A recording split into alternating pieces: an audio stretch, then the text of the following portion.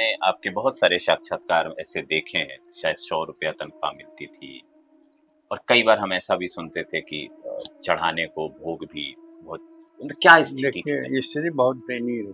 हुँ, सब कुछ होते हुए हुँ, बहुत दयनीय रही। वहाँ दान पात्र थे, दान पात्र में पैसे चढ़ते थे। हुँ, रिसीवर नियुक्त हुए हुए थे, उनका पूर्ण अधिकार था हुँ, कि रामलला के जो भी ज़रूरत पड़े, हुँ, उनके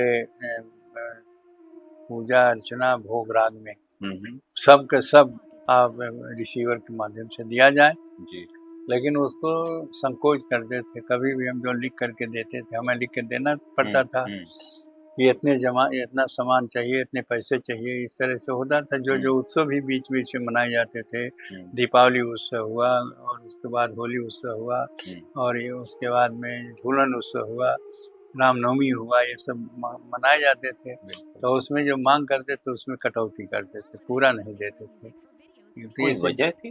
वो कोर्ट के आदेश मानते थे। हमका कोर्ट ने तो आदेश यही दिया, हमको मालूम है हाँ, कि कोर्ट ने दिया कि जितनी ज़रूरत हो उतना दें, हाँ, हम आपको लिख कर के दे रहे हैं, आप पैसा दीजिए, उसका हिसाब देंगे और उसका सब बाकी वो पता नहीं क्या रहा कि रिसीवर कभी भी हाँ, यहाँ रिसीवर हमारे सामने जो हम हुए पुजारी, उसके बाद में जो रिसीवर हुए, वो पहले तो रहे जिला रिटायर्ड जज होते थे। जी, बाद में यहाँ के जब अधिग्रहण कर लिया इसको राम जन्मभूमि क्षेत्र को, हुँ, तो यहाँ के जो कमिश्नर थे उनको रिसीवर बना दिया। हुँ, लेकिन वो भी इस तरह से कभी भी रिसीवर बदलते थे हुँ, और पता नहीं उनको क्या रहा, कोर्ट के माध्यम से सब हुआ था, इसलिए वो बराबर काट कटौती करके देते थे। हुँ, लेकिन यह है कि चूँकि हमारी ज़िम्मेदारी रही भगवान राम कि मैं पुजारी पुजारी भगवान स्वयं कहते हैं, हम भक्त है पराधीनम, हुँ, मैं भक्त के अधीन हूँ जी, और मैं पुजारी सब जो भी व्यवस्था रही हुँ,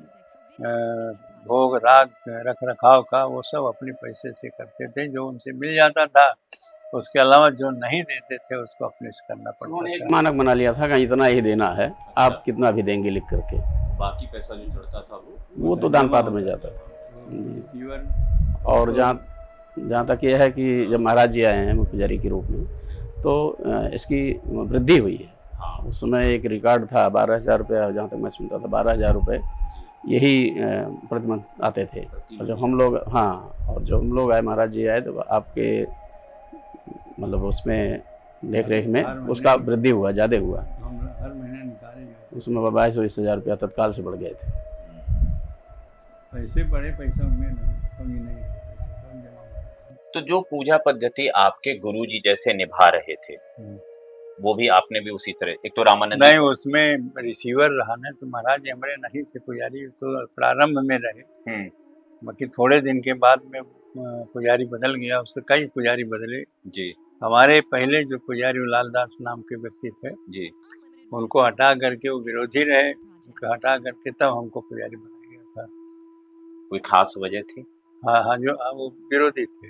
अच्छा, इस वजह से हाँ, आपको लाया गया। क्योंकि इसका जो देखभाल करता था, हाँ, देखभाल नहीं करते थे वो विश्व हिंदू परिषद था जी, और यहाँ उस समय सांसद जो थे वो विनय कटियार थे। जी, उसके बाद यहाँ के सब व्यवस्था जो थी मंदिर के, वो रिसीवर के माध्यम से होता था, लेकिन पुजारी की वो हटाने और पुजारी को रखने की जिम्मेदारी ये है रिसीवर की होती थी। बिल्कुल। तो रिसीवर की मृत्यु हो गई 20 फरवरी को, अच्छा, 92 को, 20 92, फरवरी 92।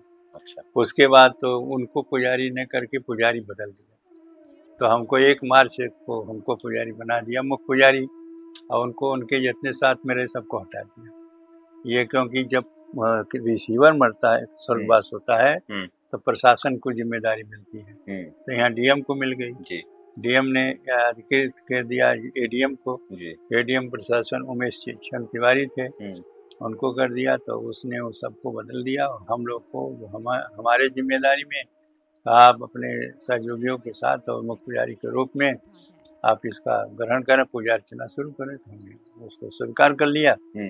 और हमारे सहयोगी रहे, उसको सबको लेकर के और पूजा अर्चना शुरू कर दिया।